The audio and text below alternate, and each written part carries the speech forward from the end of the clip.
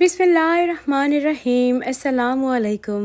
शुरू अल्लाह के नाम से जो बड़ा मेहरबान और नहायत रहम करने वाला है। हज़रत अबू बकर सिद्दीक रज़ी अल्लाह ताला अन्हु इस्लाम के पहले खलीफा, रसूलुल्लाह सल्लल्लाहु अलैहि वसल्लम के करीबी साथी और अशरा मुबशरा यानी जन्नत की बशारत पाने वाले 10 सहाबा में शामिल हैं। आपका असल नाम अब्दुल्ला बिन अबी कुहाफा था, मगर आपको सिद्दीक का लक़ब नबी करीम सल्लल्लाहु अलैहि वसल्लम ने अता फरमाया, क्योंकि आप हर मौका पर सच्चाई और ईमान का मुजाहरा करते थे। आप 573 ईस्वी में मक्का मुकरमा में पैदा हुए। आप कुरैश के कबीले के मुअज़्ज़ज़ फर्द थे। हज़रत अबू बकर सिद्दीक रज़ी अल्लाह ताला अन्हु सबसे पहले इस्लाम कबूल करने वालों में से थे।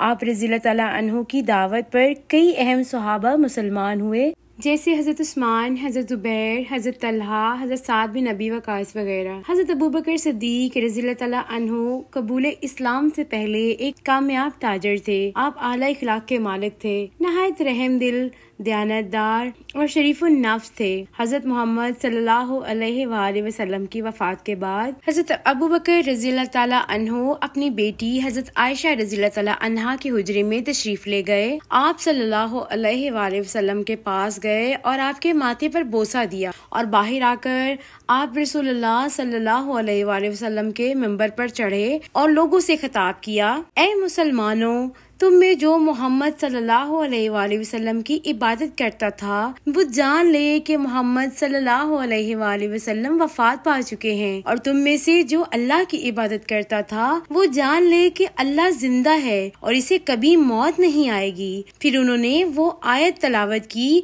जो जंगे उहद के बाद नाजिल हुई। जंगे उहद में मुसलमान बहुत सख्त वक्त से गुजर रहे थे। कुछ दुश्मनों ने मुसअब बिन उमैर को शहीद कर दिया। जंग के दौरान बाज लोगों ने अफवाह फैला दी कि रसूलुल्लाह सल्लल्लाहु अलैहि वसल्लम को शहीद कर दिया गया है, क्योंकि मुसअब बिन उमैर की शक्ल नबी अकरम सल्लल्लाहु अलैहि वसल्लम से बहुत मिलती थी।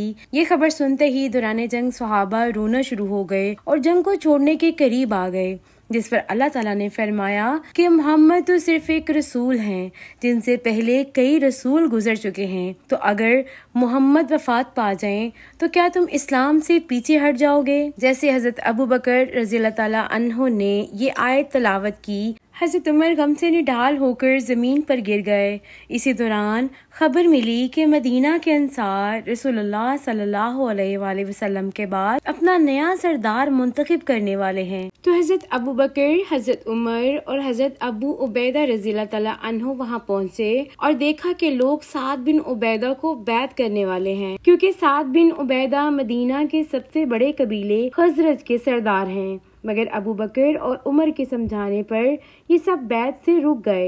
सवाल ये पैदा होता है कि हजरत मोहम्मद सल्लल्लाहु अलैहि वसल्लम के बाद कौन इतनी बड़ी सल्तनत को संभालेगा? फिर बाहम मशवरे से हजरत अबू बकर सिद्दीक रज़ी अल्लाह ताला अन्हु को बैत कर लिया गया और इस तरह आप इस्लाम के पहले खलीफा बने।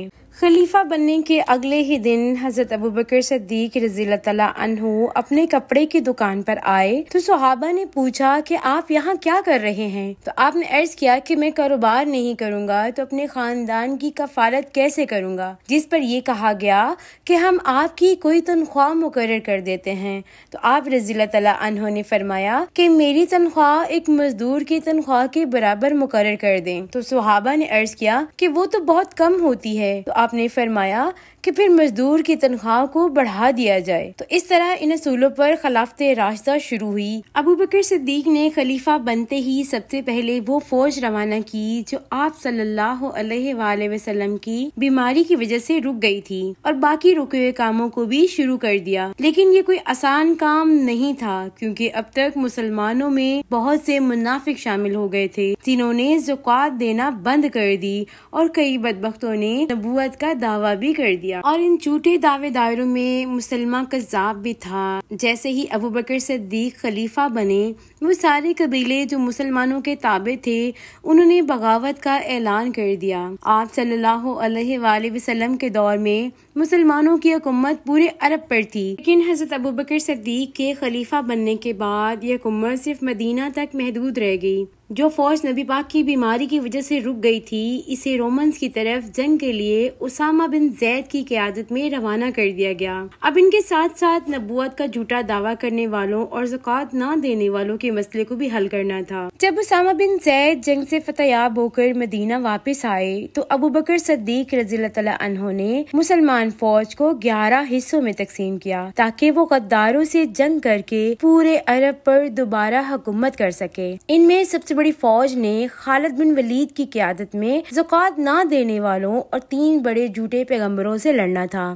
اس کے بعد اکرمہ رضی اللہ تعالیٰ عنہ کو یمامہ کی طرف بھیجا گیا تاکہ وہ مسلمہ کی فوج کو آگے بڑھنے سے روکے اور باقی فوجوں کو یمن، عمان، بحرین اور نارتھ میں تبوک کی طرف بھیجا گیا، اور اللہ کے فضل سے ایک بار پھر مسلمانوں کو عظیم فتح حاصل ہوئی اور دوبارہ پورے عرب پر حکومت حاصل کر لی گئی۔ جنگ یمامہ میں شاندار فتح کے بعد ایک بات قابل فکر یہ تھی کہ اس جنگ میں 700 حافظ قرآن شہید ہو گئے تھے۔ لمحہ فکر یہ تھا کہ اگر ایسے ہی فاس شہید ہوتے رہے تو کہیں قرآن کے لیے بھی لوگوں میں اختلاف پیدا نہ ہو جائے۔ پھر حضرت عمر رضی اللہ تعالیٰ عنہ اور حضرت ابو بکر رضی اللہ تعالیٰ عنہ کے باہم مشورے سے قرآن پاک کو ایک ترتیب دے کر کتابی شکل دے دی گئی اور حضرت ابو بکر صدیق کے حوالے کر دیا گیا۔ حضرت ابو بکر صدیق جب شدید بیمار ہوئے تو اپنی بیماری کے بڑھتے ہی انہوں نے ایک بڑا اہم فیصلہ کیا۔ انہوں نے اپنے قابل اعتماد ساتھیوں کو بلوایا اور انہیں بتایا کہ ان کے مرنے کے بعد مسلمانوں کی اتنی بڑی سلطنت کا دوسرا خلیفہ کون ہوگا۔